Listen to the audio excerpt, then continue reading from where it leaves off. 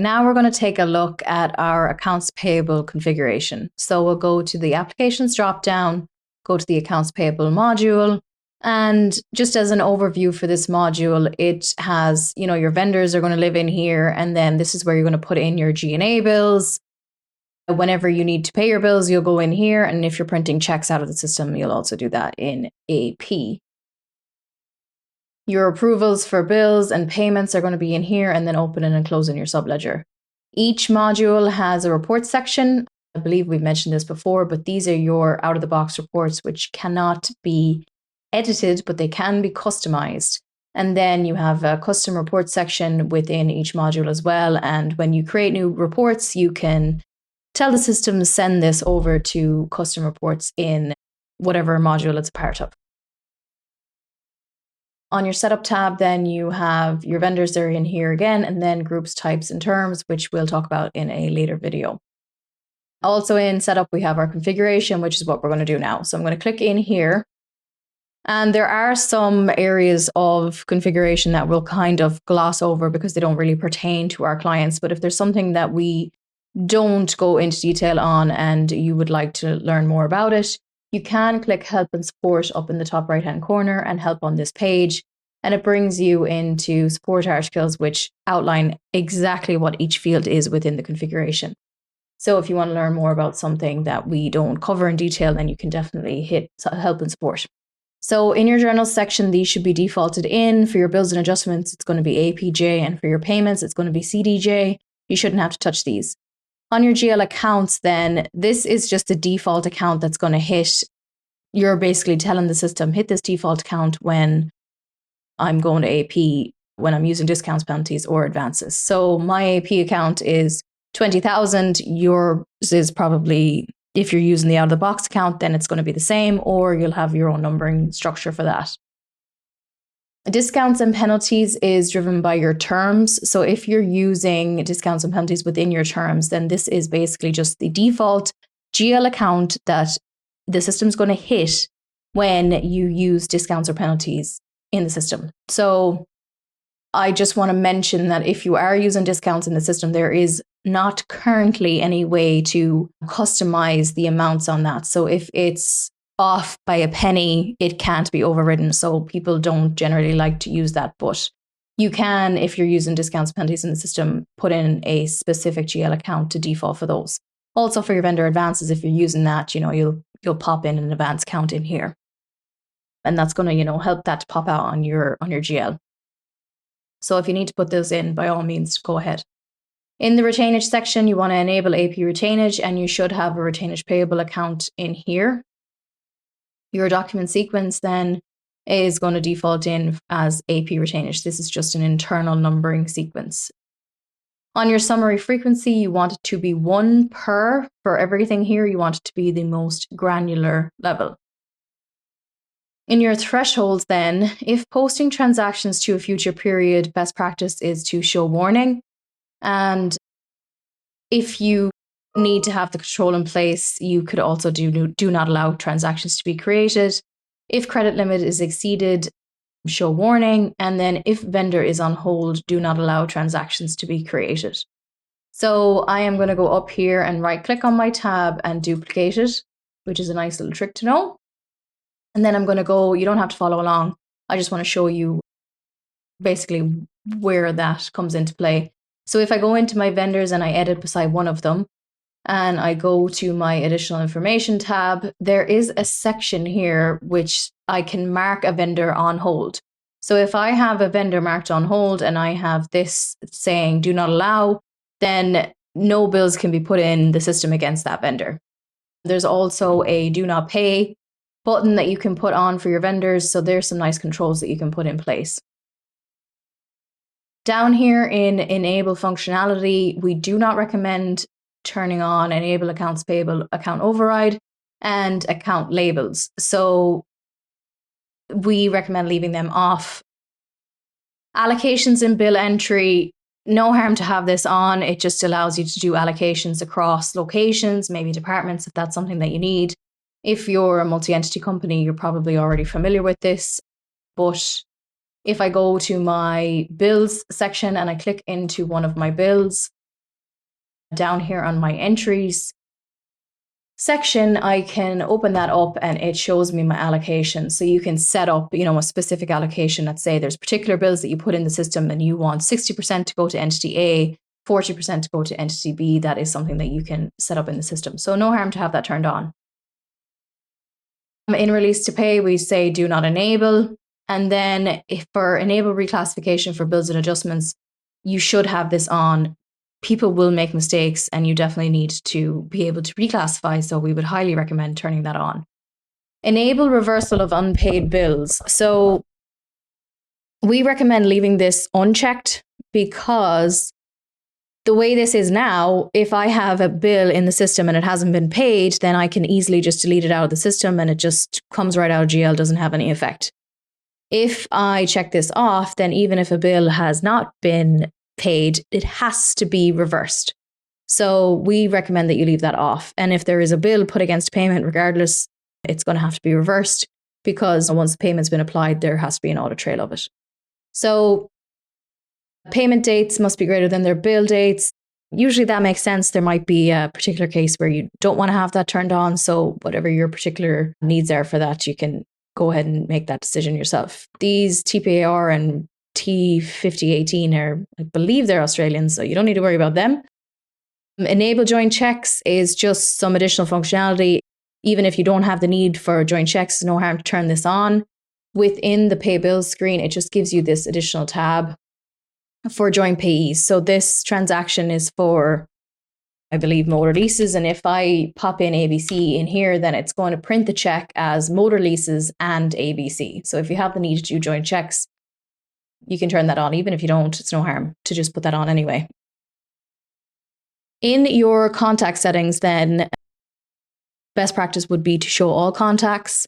So on your transaction screen, your pay to, return to, sometimes you might have a ship to contact. If you're dropping that down, not restricting it shows you, every contact, and you can just decide who you want to pop in there. If you want to restrict it to vendor contacts or contacts related to the vendor, then that's totally fine. But best practice would be just to show all contacts. In the screen settings, then obviously there are times when your transaction date and your GL posting date will not be the same. As much as possible, we recommend trying to keep them the same because some reports will run based off of transaction date.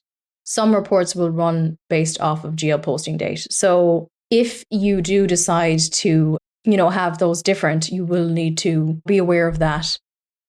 So, our recommendation is no, you don't want them to be different, but if you have to do yes for this and have different dates, we recommend saying autofill the GL posting date with the transaction date. But as much as possible, do try to keep them the same. Display each bill or adjustment memo line as single line with pop-up. And then in your 1099 section, you're going to check all of these off. So let's say you have a 1099 vendor and you're getting materials off them as a once-off. Then you want to be able to override the 1099 on that. So that gives you the ability to do that. In your dimensions setup, then you want to make sure that you have all of these dimensions checked off. So on my bill, in my entry screen, if I hit show details, here's all of the dimensions that I can code to this bill. So I want to have them all turned on. It does not mean that you have to code them, just means that you have the ability to do it. So document sequencing then, like I said, is an internal numbering sequence. These should default in AP adjustments and vendors. So if I go to my other tab and go to my company module, on the setup tab, there's a document sequence section here, which is where all of your document sequences live. So if I look at my vendors one, it is a numbering sequence. It's just a prefix of V, and then I have a numeric sequence length of 5. So my next unused sequence for vendors is V00201 because I already have 200 vendors within the system already.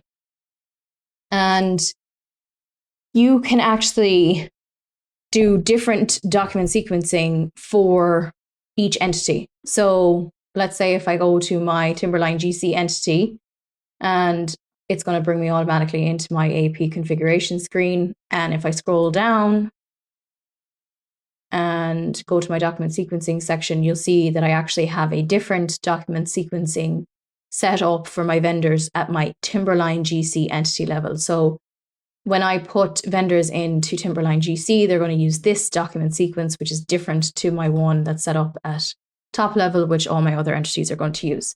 So that is something that can be entity specific. So what you would do is in the company module where your document sequences are, you would have to first add the sequence that you want to put in, and then at entity level, you would apply that document sequence. So that is your document sequencing. And then if bills, checks, or adjustments are assigned duplicate numbers, recommended that you say do not allow transactions to be created. It is probably an error. And then require numbers on bills, adjustments, and recurring, and manual payments is best practice to have those both checked off. Vendor reconciliation, then this is a report that you can run, which basically gives you a matching sequence between related transactions. So say you have an AP bill, there's a credit applied to that bill, and then a payment has also been applied to the bill. It's going to give you a report which gives a matching sequence to those related transactions. So if you wanted to set that up, you can enable it, and then to set up the match sequence, drop this down, hit add. This does have to be alpha. So you could do, AA and I don't know, A or whatever. And it's going to just apply that sequence then to matching transactions within your AP. Not a very powerful report. I have not found it to be incredibly useful, but if you did want to turn it on, you just need to make sure that you do an alpha sequence for it. But not a lot of clients are using this. Down here then in your pay bills defaults, so you can have a default payment method and default bank account for your pay bills. This also can be determined at entity level. So you can say nothing here. So, you can say maybe you want to do check, or maybe ACH makes more sense for you. So you can put in your default payment method, and then you can put in a default bank account, which is just going to save you some clicks. Let's say you just have one bank account, just default that in, saves you having to put it in then every time you go to your pay bill screen. You can leave it blank. It's just going to not put in any default, and then you do have to apply it. Or you can do this at entity level, and you can say, at Timberline GC, I'm actually going to do ACH, and I want to use whatever bank account. So that can be done at entity level. Just going to save you some clicks if you have the defaults put in there. And it can be overridden even if it's put in here into your defaults. Automatically display all ready to pay bills on the pay bills page. Like to see this checked. So if this is checked, when you go into pay bills, all of your bills will pop up, and then you can filter out from there. If it's off, when you go into your pay bills page, nothing comes up and you have no choice but to apply a filter to see your bills. So it's really a personal preference, but I like to see that checked. When I go in there and there's no bills, it actually drives me mental. So on your credits section then, enable inline credits to be automatically applied to bills. So if you have negative line items within your bill and this is checked off, that negative line is going to apply to that bill overall. Really just a matter of preference here as well, but we don't like to see this checked either in AP or AR. We don't like inline credits to be automatically applied. Approval settings then, you can do bill approval, vendor approval, and payment approvals. It's going to be a little early yet to be setting these up because you want to make sure that you have, your users already in the system and your implementation instance so you can be testing out your approvals. But if you did want to set up bill approval, you would check it off. You can turn on email notifications to go to the approver to let them know that there are bills that need to be approved in the system. And then in your approval policies, click manage, and we'll go through some of the rule types. So you can decide to send it to a particular user. So I can say, I am the approver, so send all the bills to me. Or you could do a vendor-based approval or department approval, or you could do a value approval would be a popular one. And if I click add here, then I can say, let's say from every bill from 1 cent to $5,000, there has to be an approver with level 1 permission to approve that bill. And then everything from 5,000 to 500,000, it's level 2. And then everything from 500,000 to 99999 is going to be level 3. And I want 2 approvers for that. So these levels then are permissions that get assigned to roles. So if I go over to my other tab and I go to company, admin, roles, and you don't have to follow along with this, I just want to show you where it is. I'm just going to look at my admin first in subscriptions. And within AP permissions, I can see that there is bill approval levels, and there's also payment approval levels. So they can be assigned to roles, and then those roles can be assigned to users. So you could have someone that has, bill approval, but they don't approve payments. So that is your value approval. But like I said, it's a bit early in the process yet to be even turning on approvals. You want to make sure that you have, all of your users in the system, and you want to be in testing for this. Enable vendor approval then can be turned on, not a very common one, but you can do it in the system. And then payment approvals also use your levels. So you can say the minimum amount and how many approvers.